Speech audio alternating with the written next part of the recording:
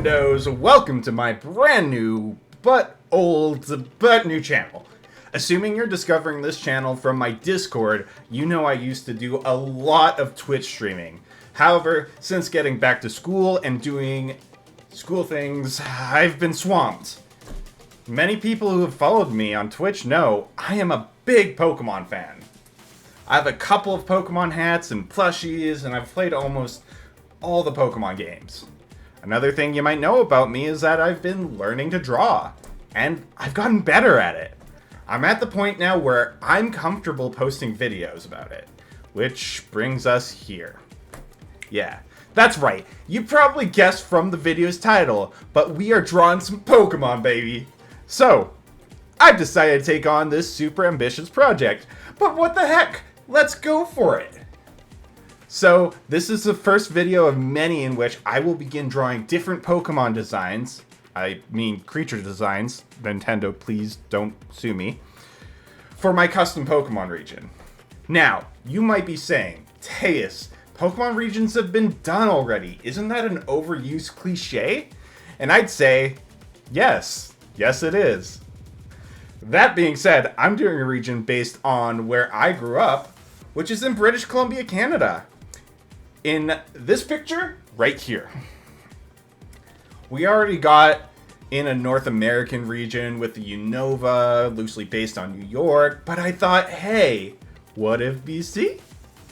So, the first few videos I will be producing will be themed around the starters of this region. Maybe I should have made a map first, but starters are much more fun to draw. So, without further ado, let's talk about our first starter Pokemon. So when thinking about British Columbia, one of the first things that popped into my head for animals that are important to the culture and heritage of the area are orcas, also known as killer whales. It would be appropriate to create a line based on the orca, but I also had a second reason for creating this line. I wanted to communicate the beautiful art and illustrations of the First Nations, aka the Aboriginal peoples of British Columbia. I specifically took more inspirations from the works of the Haida Gwaii, as I think their art stylings are gorgeous, and I thought it'd be appropriate for this Pokemon line. It was vital for me when designing this starter Pokemon that I emphasized it as a child learning to paint for the first time. So I imagined this little orca grabbing sponges from the seafloor for painting.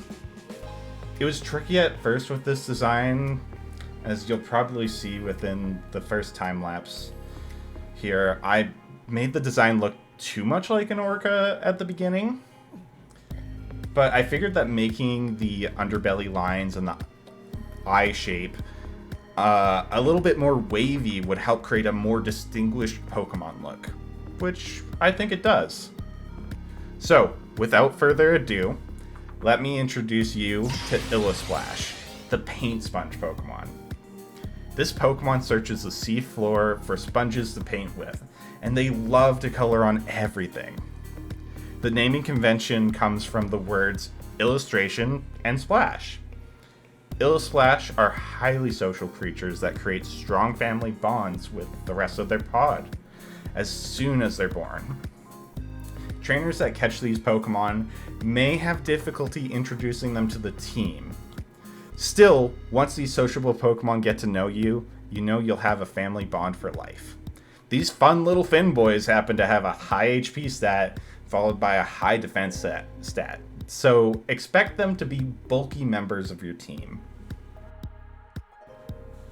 For this follow-up design, I wanted to start emphasizing this creature beginning to master their artistic craft. Then I realized they had no hands. So as a result, I had a difficult time figuring out what tool would be appropriate for them to use for art. At one point, I even tried to put a paintbrush in the creature's mouth. However, this made the design look like it was having fun with grass. I did end up liking how these lines began to look, as I felt I was honoring the artistic stylings of the First Nations in British Columbia, but still maintaining the classic Pokemon design. Ultimately, I figured out that although this Pokemon doesn't have hands, there's no reason the sponges can't be on the fins, which is precisely what I did. So, let me introduce you to Purrfluke, the paint sponge Pokemon. And yes, I know I used paint sponge Pokemon twice, but Nintendo's done that with their naming convention. The name is derived from Crafts and Dorsal Fluke. These critters have learned to strap their paint sponges to their fins, and they're often seen making intricate portraits. Purrfluke has made plenty of mistakes as they've practiced their paints on their family and friends. Now having more elaborate designs on their body, these species have other Pokemon or pod members help paint the symbols on them. Don't let their painterly nature fool you. These creatures are incredibly hardy and are capable of resisting major sea currents and major hits from other Pokemon. Moving on to this final design, which is essentially the final evolution for this water line, I wanted to make sure that the Pokemon displayed a lot of girth, but at the same time maintained its softer nature. I had a lot of trouble with the posing initially, and even the fin size on the back, but I do feel like I finally came to a design that I like overall. I wanted to bring across the idea that this Pokemon has been almost layered by paint over time, so you see this kind of thickness to the markings. And I tried to define a bit more shape with them. I also felt it would be cool to make this Pokemon more of an elder.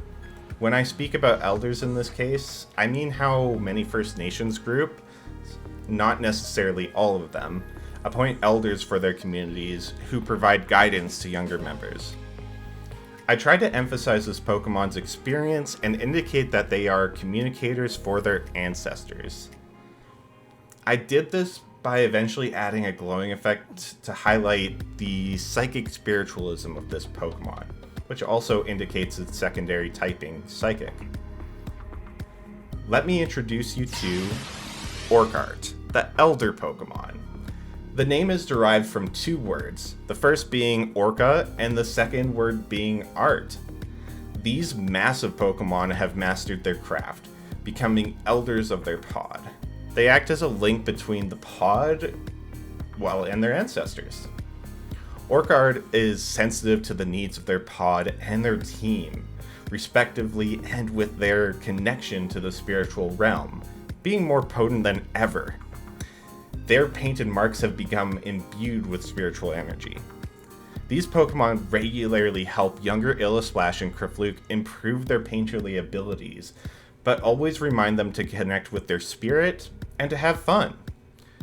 The teeth markings on these Pokemon always get confused for a mouth, but it's actually just paint.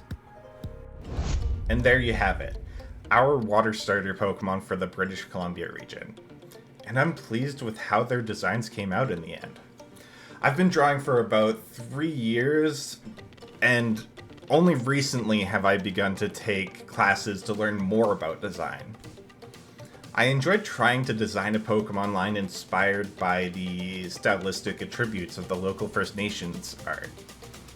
I still haven't figured out what sort of moveset this Pokemon would have, so if you have ideas for what you think this starter Pokemon's signature move would be, or what this line's moves would be via level up and TMs, leave it in the comments. I'd love to hear it. Now, it might be evident that this video has been influenced by other YouTubers. Specifically, I want to shout out Subjectively and TrueGreen7. My video's formatting choices have been highly influenced by these artists. I highly recommend you check them out if you like this video.